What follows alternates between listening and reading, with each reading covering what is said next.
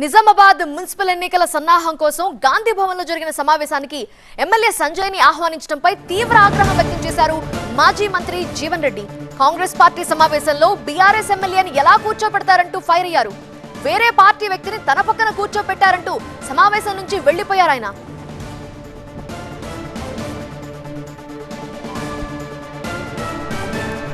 జీవన్ రెడ్డి వెళ్లిపోతున్న దృశ్యాలు మీరు చూస్తున్నారు.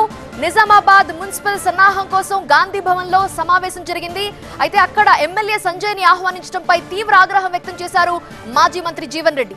కాంగ్రెస్ పార్టీ సమావేశంలో బీఆర్ఎస్ ఎమ్మెల్యేని ఎలా కూర్చోబెడతారంటూ పక్క పార్టీ నుంచి వచ్చిన వ్యక్తికి తనకు ఒకటే ప్రాధాన్యం ఇస్తారా అన్నట్టుగా ఆయన ఫైర్ అయ్యారు. వేరే పార్టీ వ్యక్తిని తన పక్కన కూర్చోబెట్టారని సమావేశం నుంచి ఆయన వెళ్లిపోయారు.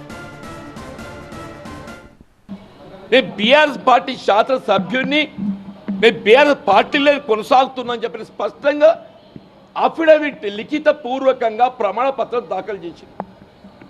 Every time to time that member is saying is member of BRS party.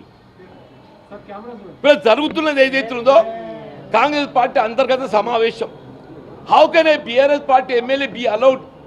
How can a BRS party MLA be allowed in to the Congress party internal meeting?